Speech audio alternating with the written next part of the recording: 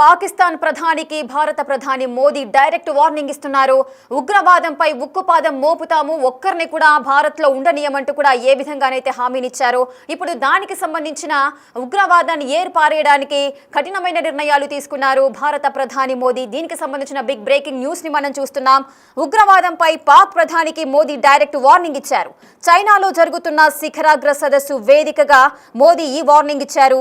ఉగ్రవాదులను ఏరి పారేస్తామని పాక్ ప్రధానికి మోదీ హెచ్చరిక జారీ చేశారు. మోదీ వ్యాఖ్యలు చేసిన కొద్దిసేపటికే జమ్మూ కాశ్మీర్లో భారీ ఆపరేషన్ చేపట్టింది భారత బలగాలు.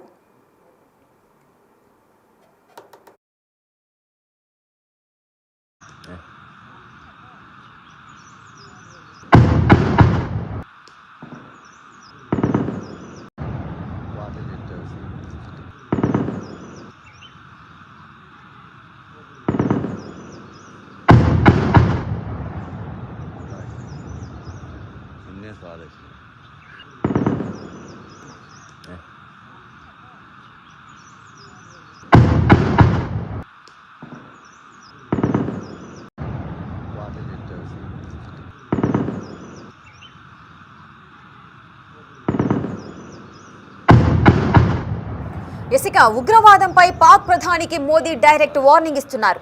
చైనాలో జరుగుతున్న శిఖరాగ్ర సదస్సు వేదికగా ఉగ్రవాదులను ఏరి పారేస్తామంటూ పాక్ ప్రధానికి మోదీ హెచ్చరిక జారీ చేశారు.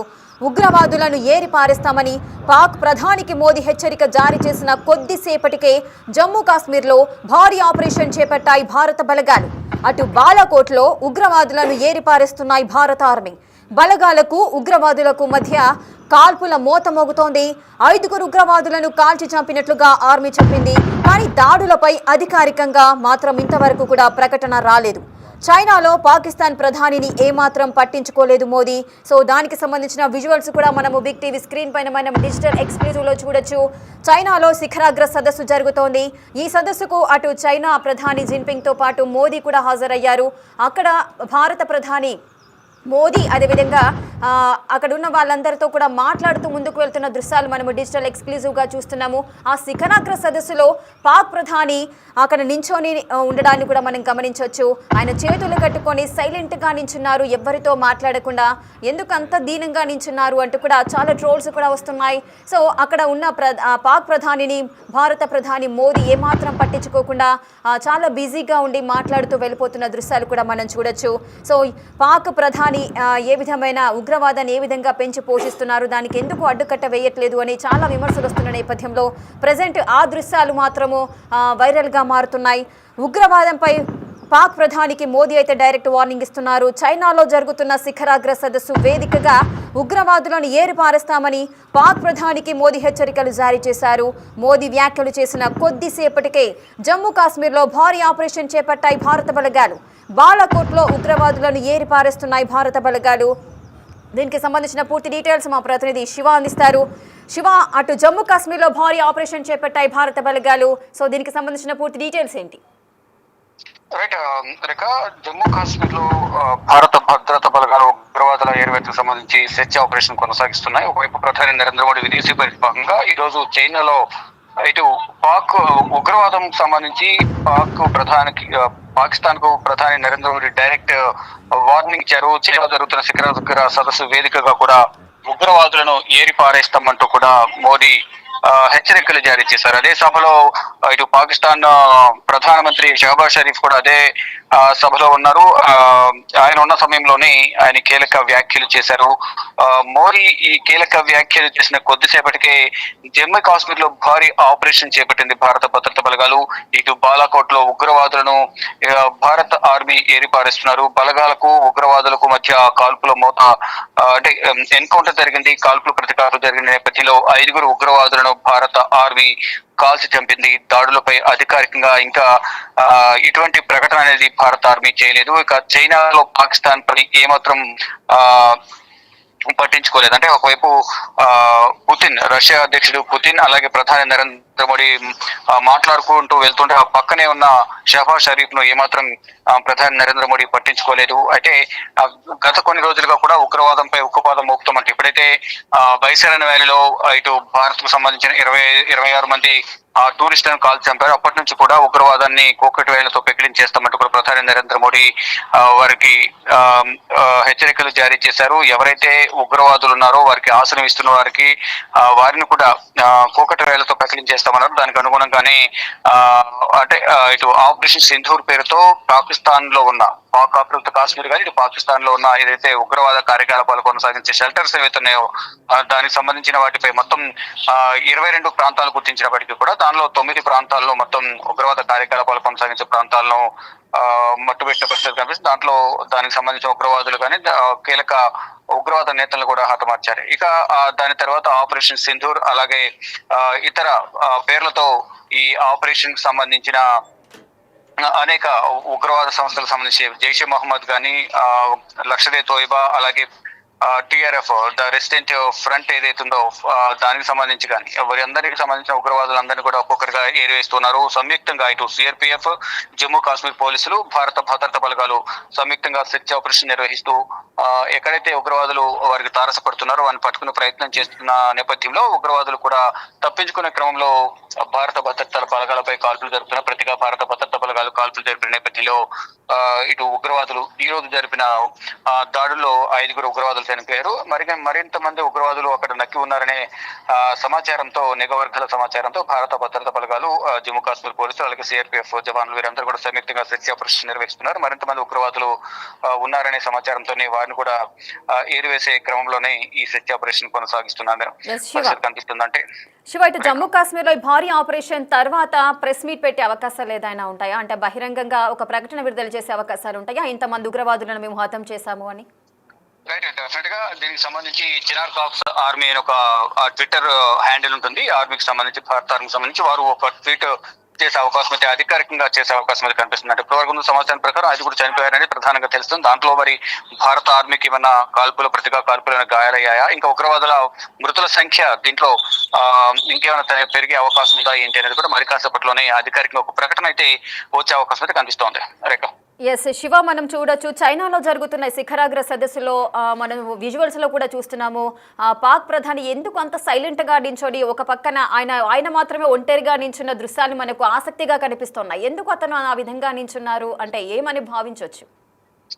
ప్రధానంగా ఏప్రిల్ 22వ తేదీన పెహల్గామ్ లోని బైసరాలో కాల్పుల ఘటన జరిగిన తర్వాత ప్రపంచ దేశాల ముందు పాకిస్తాన్ ను ఒక దోషగా నిలబెట్టాలనే ప్రయత్నం భారత్ చేసింది. దానిలో సక్సెస్ అయిందని ప్రధానంగా చెప్పుకోవాలి. ఏదైతే పాకిస్తాన్ లో ఉగ్రవాదులు కాల్పులు జరిపిన తర్వాత ఆపరేషన్ సింధూర్ చేపట్టింది భారత్ ఆపరేషన్ సింధూర్ చేపట్టిన తర్వాత దాంట్లో ఉగ్రవాదులు ఎవరైతే హతమయ్యారో వారి అంత్యక్రియలో పాకిస్తాన్ కు సంబంధించిన ఆర్మీ అంత్యక్రియలో పాల్గొన్నారు. ఆ సందర్భంలోనే పాకిస్తాన్ ఆర్మీకి పాకిస్తాన్ ప్రభుత్వానికి ఈ ఉగ్రవాదులకు సత్సంబంధాలు ఉన్నాయనేది ఆ గతంలోనే ప్రపంచ దేశాల ముందు వారిని దోషిగా నిలబెట్టే ప్రయత్నం చేశారు. దానిలో సక్సెస్ అయ్యారు. దాని తర్వాత ఈ ఉగ్రవాదుల కాల్పులు జరిగిన తర్వాత ప్రపంచ దేశాలన్నీ కూడా భారత్ అండగా నిలుస్తూ పాకిస్తాన్ ఏదైతే ఆశ్రయం కల్పిస్తుందో ఉగ్రవాదులను దానికి వ్యతిరేకం, ఉగ్రవాదానికి వ్యతిరేకం అంటూ కూడా ప్రపంచ దేశాలు కూడా గతంలో భారత్ కు మద్దతు పలికాయి. ఈ మృతుల కుటుంబాలకు వారు సంతాపం ప్రకటించారు. గతంలోనే ప్రపంచం ముందు పాకిస్తాన్ ను దోషిగా నిలబెట్టిన నేపథ్యంలో ఇప్పుడు కూడా అదే విధంగా ప్రపంచ దేశాలని పాకిస్తాన్ ఒక ఉగ్రవాద దేశంగానే పరిగణిస్తున్నాయి. దానిలో భాగంగానే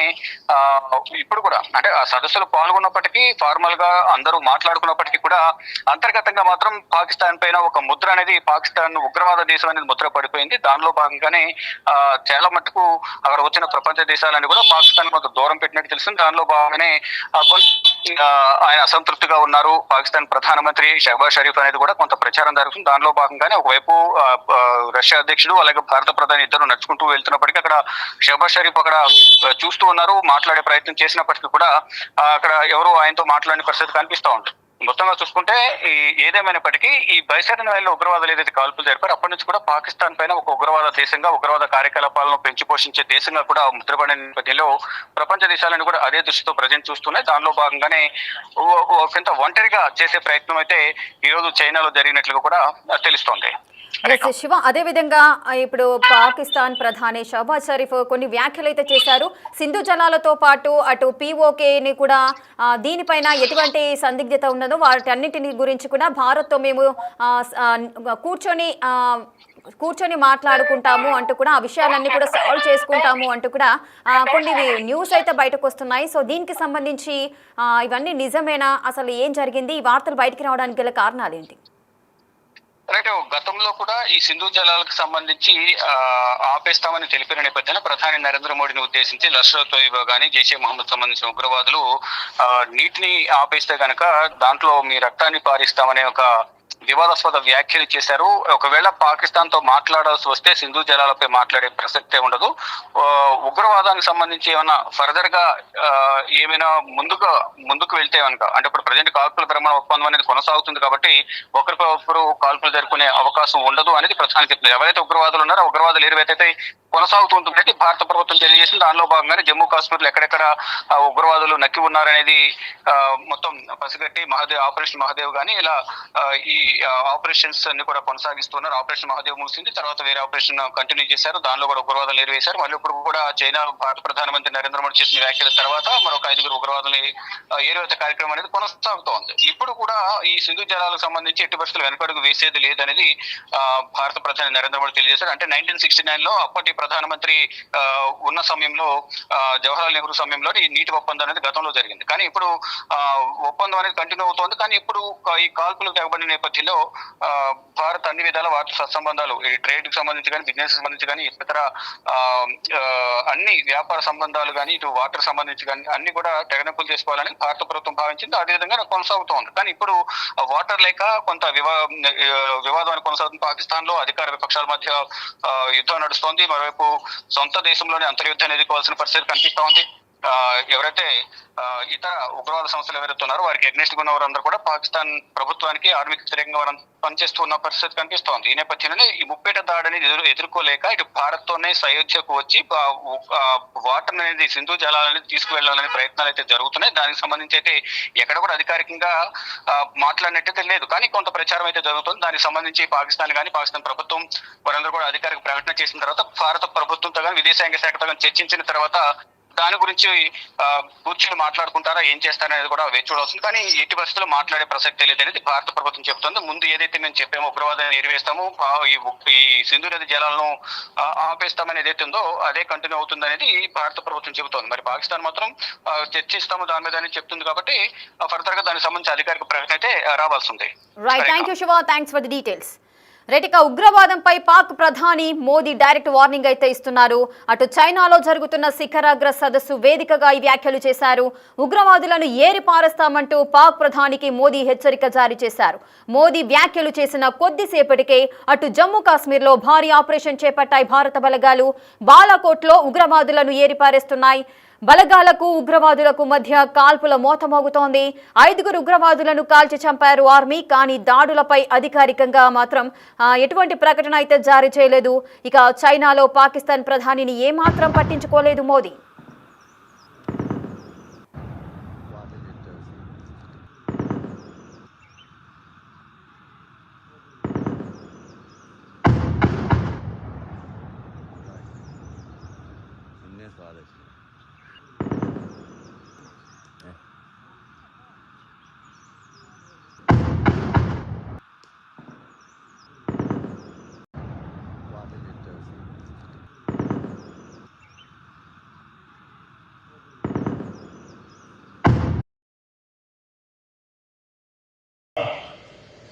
हमारा प्रयास था कि एससीओ को सरकारों के परे भी ले जाए, सामान्य मानवी, यंग साइंटिस्ट, स्कॉलर्स और स्टार्टअप को भी आपस में जोड़े। हमारे पीपल टू पीपल टाइम में दृढ़ता देने के लिए मैं आज एक और सुझाव रखना चाहूंगा। एससीओ के अंतर्गत एक सिविलाइजेशन डायलॉग फोरम बनाया गया। इससे हम अपनी प्राचीन सभ्यताओं, कला, साहित्य और परंपराओं को वैश्विक मंच पर